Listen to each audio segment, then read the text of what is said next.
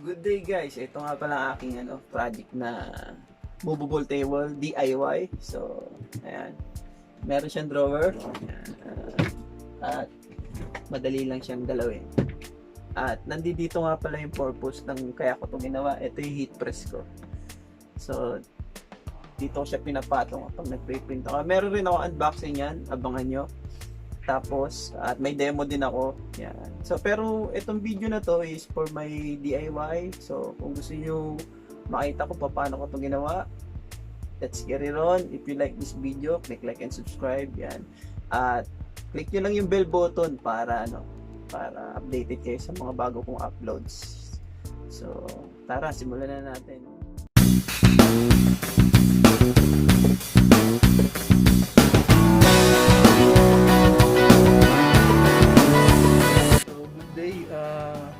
Gagawa ko ng moving table.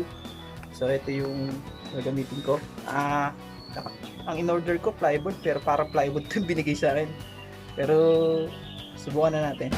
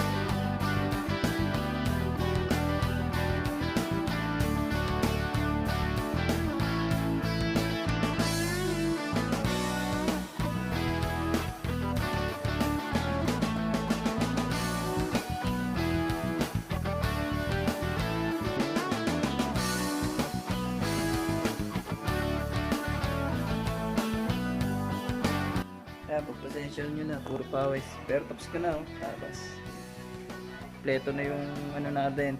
Kasi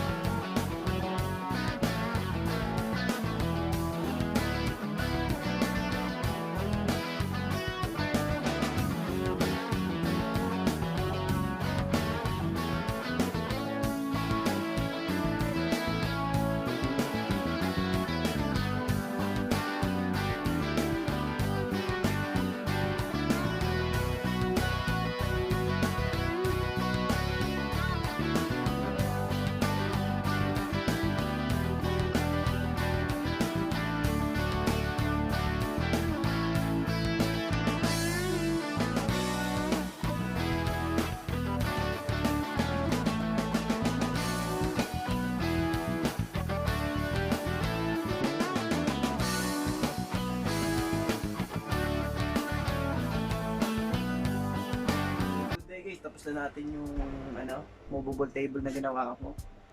Ayan siya. So, ang haba nga pala niya is 36 by 20. Yun, 20 dito. Tapos yung height niya is 26. Kasama na yung gulong. So, yung gulong 2 inch. Nabili ko sa DIY. Mr. DIY. Sa Mr. DIY ko nabili yung gulong 150 something. Tapos isang lang to. Isang buong plywood. Kasama na tong drawer. So, yung drawer niya, ayan. 14 inch yung pinaka sukat niya. So, para may idea kayo, 14 inch. Ayan. So, kita nyo naman, medyo may lamanan. Magalaw lang kasi wala pang nakapatong dahil nga may gulong. So, hindi na ako bumili ng gulong na may stopper dahil mabigat ilalagay ko dito yung press. Saka for the meantime, dito muna ako mag-unboxing dahil yung table ko is madilim. Yun ang napapansin ko, madilim yung napili kong color kasi nagandahan ako sa texture niya. Anyway, so ayan siya, madali naman siyang baling-baling. So nakikita niyo isang kamay na. Ayan. So, para may idea kaya patungan natin natin. So, ayan. So, ayan yung laptop ko. Pwede pa magpatong ng iba. Ayan. So, if you like this video, click like and subscribe. Siguro overall na nagastos ko dito yung pintura kasi nasa around 700 dahil ang pinturang ginamit ko naka almost 1 1/4 liters ako dito ng QDE na pang kahoy, yung yung top coat, yung final coating, and then kinailangan ko ng flat wall para naman sa mga sidings na hindi ko mamasilya. Saka yung masilya, yun, kasama na yun. Saka yung mga item na na kinailangan ko, yung brush, yung paleta, yan. Kasama na siguro nasa around 700 siya nagastos ko or 800.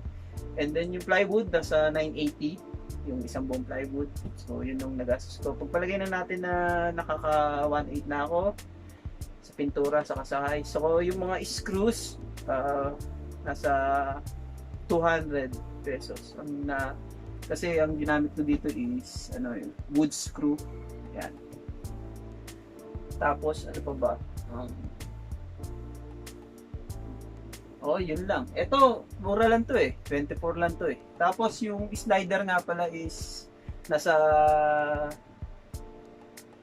210, ganun, something, 200 plus. So, round up na lang natin sa nagastos ko dito sa table na to is kasi yung 157 yung gulong. Apat na siya. Isang set na siya na kasama lahat. So, basically, hindi na ako nahirapan doon maghanap ng gulong. Tsaka, ball bearing siya. Tapos, 200, pagpalagay na natin nasa 150, 200, 360, 980. So, ira-round off ko na lang para hindi kayo makalito.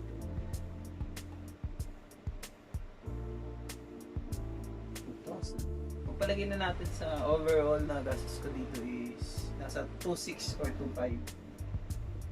So, ayan na yung quality na yan. Ang kagandahan doon, ikaw nasunod, ako yung nasunod sa design ko. So, yan. Maganda yung item. Yan. So, if you like this video, click like and subscribe. Yan. So, napakaluwag din ng ng ilalim niya. Yun ang purpose ko dahil kapag mag-unboxing ko, tanggalin ko yung nandito sa ibabaw, lalagay sa ilalim. So, if you like this video, click like and subscribe. Thanks. Ingat sa COVID.